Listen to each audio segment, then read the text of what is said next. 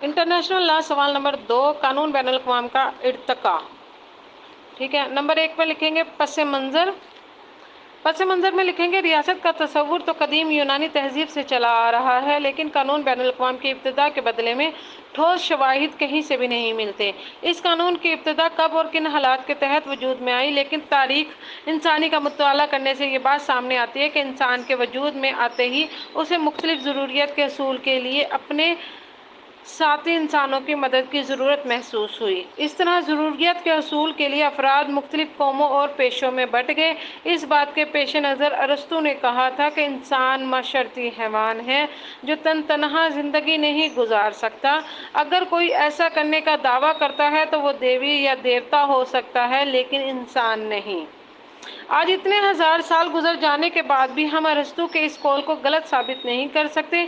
मुख्तलिफ इलाकों में रहने वाले लोग अपनी ज़रूरियत पूरी करने के गर्ज से एक दूसरे के करीब आ गए, तो फिर इन इलाकों के दरमियान मुख्तलिफ बातों पर झगड़ों ने जन्म लिया।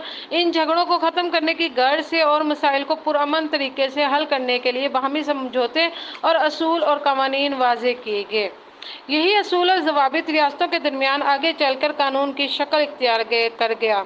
मिसाल के तौर पर मिस्र के फ़िरौन और रूम और शाम के बादशाह के दरमियान तय पाए जाने वाला 13वीं सदी कबल मसीह के मुआहदे से दी जा सकती है, जो जंग के बाद सुलह के लिए तश्कील किया गया था। ये मुआहदा चांदी की तख्ती पर कुंदा किया गया, जो आज तक मौजूद है, जिससे साबित होता है कि ज़माना माजी में भी रियासतों के ताल्लुकात के सिलसिले में सुलह और जंग के कवानीन मौजूद थे।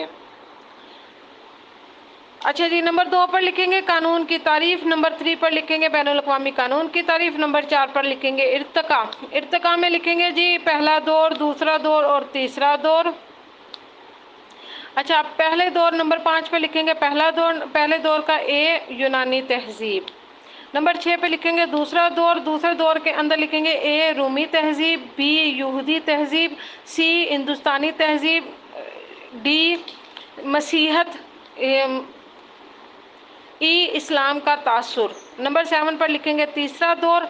नंबर 8 पर लिखेंगे जदीद इर्तका का दौर। ए 17वीं और 18वीं सदी, बी 19वीं और 20वीं सदी। नंबर 9 पर लिखेंगे 19वीं सदी के दौरान होने वाली कॉन्फ्रेंसें। ए इलाने पेरिस, बी जिनीवा कन्वेंशन, सी हेग कॉन्फ्रेंस।